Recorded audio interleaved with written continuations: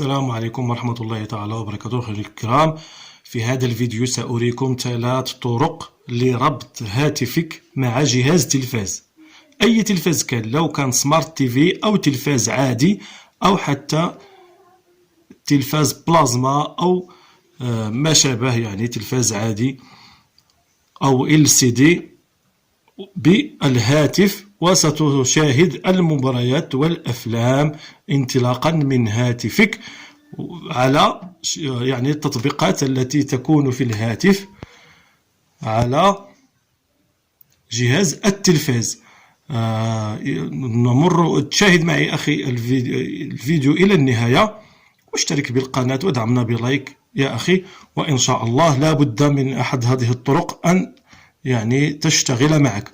أول شيء أن تربط جهاز يعني الاستقبال اللي هو الريسبتور يعني بالروتر كيفما كانت، بأي روتر، ليس ضروري أن تكون فيها الانترنت، يعني تربط جهاز الهاتف بهذا الراوتر وكذلك جهاز الاستقبال بالراوتر.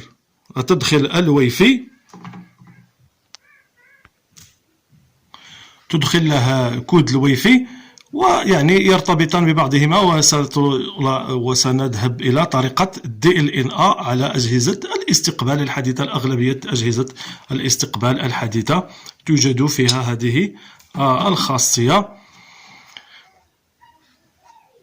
نذهب إلى مني لجهاز الاستقبال ونذهب إلى لأزابليكاسيون ونذهب إلى DLNA، خاصية DLNA على خاصية هذه الواجهة لواجهة جهاز الاستقبال الفضائي. هذه الخاصية DLNA DMR ندخل عليها ونضعها في هذا الجانب، يعني في هذه الواجهة. يعني أنا مرتبط، هذا الهاتف مرتبط بجهاز الراوتر وكذلك جهاز الاستقبال، ويكفي أن يعني تستالي هاد لابليكاسيون اللي هي هاد لابليكاسيون، هاد ويب فيديو كاست، ويب فيديو كاست. هذه لابليكاسيون يعني ستعطيك لكي ترتبط مع جهاز الاستقبال، يعني سيبحث ويجد هي كونكتي إيكوزين لايت، سيعطيك الإعدادات وتدخل DLNA. والآن هي DLNA مرتبطة بهذا يعني بجهاز الاستقبال. نذهب إلى أحد التطبيقات، ندخل على هذا التطبيق، أو قبل ذلك نجرب اليوتيوب لأنه سهل لا يتطلب الوقت. على سبيل المثال أريد أن ندخل، على سبيل المثال ندخل على هذا الفيديو، نجلس كلاس بارتاجي، ونبحث على هذا التطبيق اللي هو هاد يعني بارتاجي. هنا لاحظ التلفاز لا زال على هذه الواجهة، والآن يعني حولنا إلى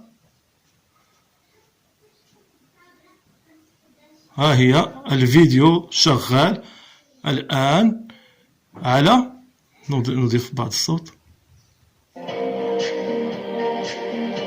مرسيدس كلاس. هذه يعني واجهة جهازي الاستقبال. نسرع،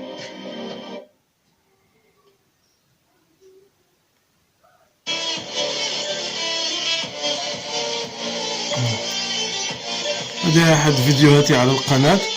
نخرج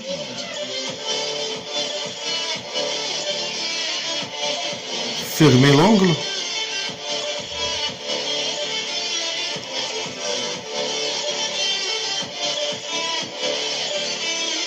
ونذهب الآن إلى أحد التطبيقات الكروية لمشاهدة الأفلام والمباريات. نذهب إلى تطبيق ياسين تي في. هذا يقول لي أنه خروج. نذهب إلى هذا التطبيق الآخر اللي هو أسطورة. رغم أنك تخرج من التطبيق لكنه يبقى شغال. هذه ميزة جيدة، يعني تشعل الأفلام أو أحد المباريات ويعني نافيغي في هاتفك قنوات البين سبور. ونجرب هذا الاس دي، لكن ربما علي أن أخرج أولا. هنا نجرب هذه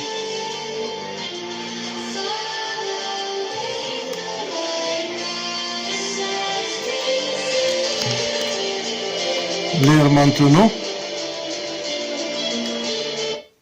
نعم، رغم أنني لم أخرج فإنه شغال.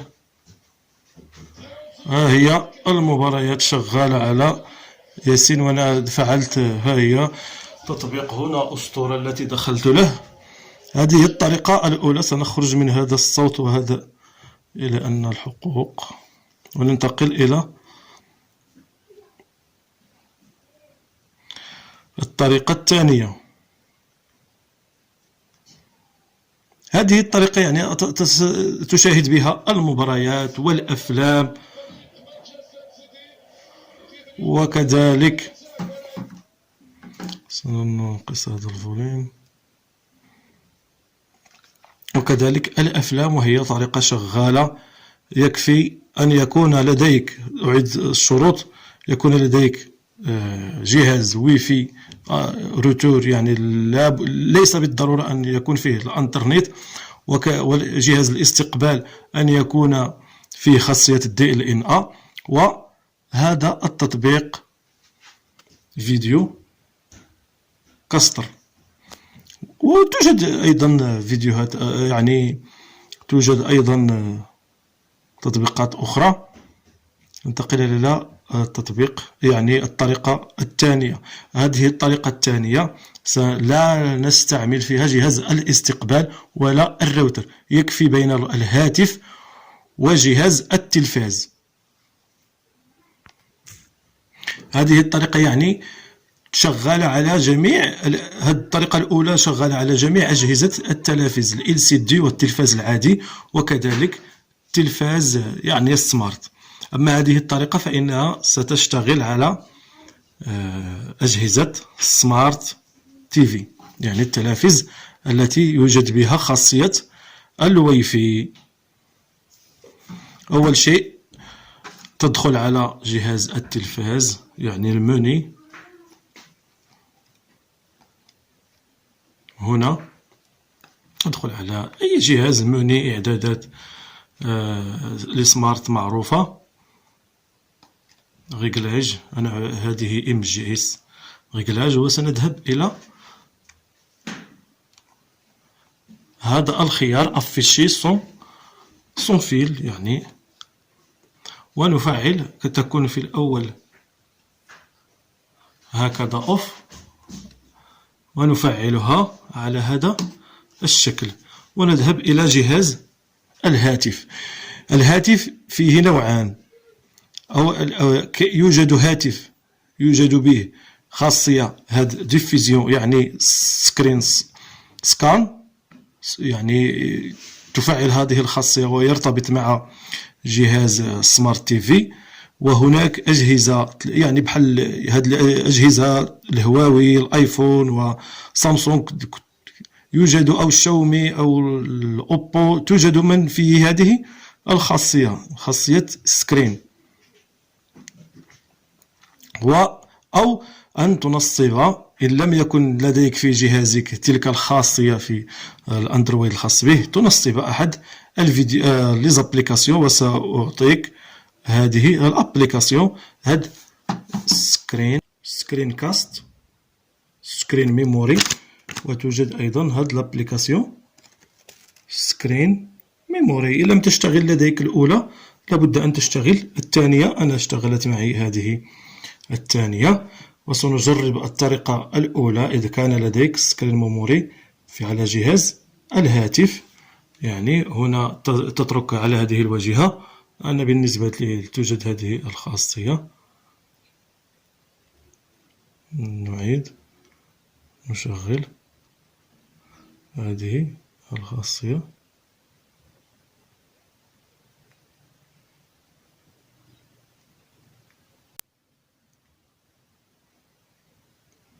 نعم، ها هي.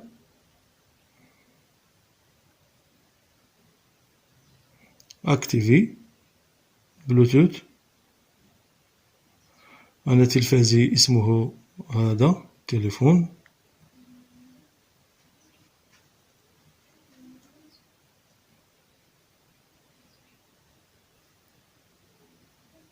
ها هو، يعني ارتبط مع جهاز التلفاز، وسيظهر لنا شاشة الهاتف. ننتظر قليلا.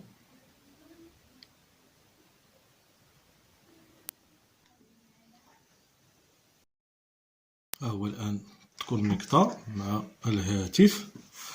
الواجهة ديال الهاتف ديالنا هي.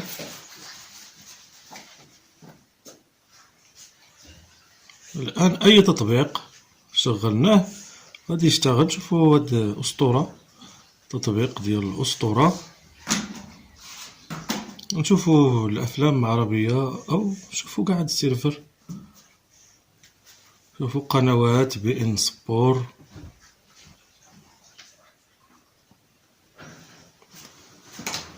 نشوفوا هاد القناة الثانية، وكيعطينا الشاشة كاملة. هما يعني شغالة القنوات. وها أسطورة تطبيق. نخرج من هاد، نشوفوا الأفلام.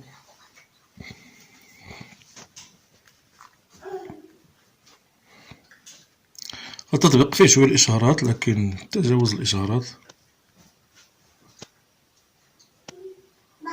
أسطورة. هذا التطبيق أسطورة لن تجده في جوجل بلاي، لكن ستجده في جوجل. الأفلام العربية، أفلام 2021. ها هما الأفلام. نضغط على فيلم الصندوق الأسود، وسيعطينا الواجهة كاملة.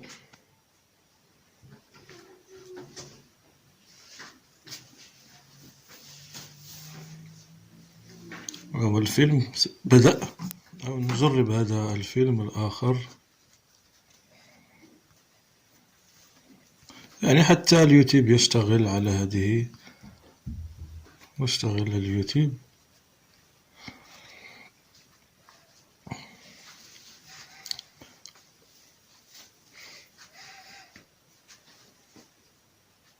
أفلام. الطريقة الثالثة، ندخل لم يكن عندك هذه يعني السكرين، هذه الخاصية في الهاتف، ستدخل على هذه السكرين ميموري. هذا السكرين ميموري يعني، ويعطي نعم يعني نيكست دونالد يس، وتمرر نعم، وأوتوريزي للصور كذلك والإعدادات.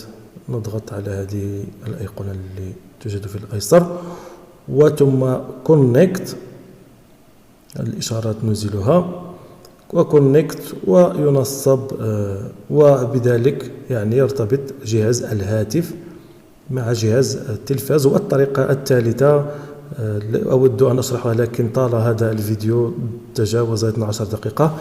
لكن الطريقة الثالثة هي بهذه كروم كاست، هذا الجهاز الذي يعني يلتصق في جهاز التلفاز ثم يرتبط مع جهاز الهاتف بطريق الواي فاي أو بطريق الكابل. هذه القطعة لا تتجاوز $6، وفي فيديو لاحق إن شاء الله سأشرح بالتفصيل. والسلام عليكم ورحمة الله تعالى وبركاته.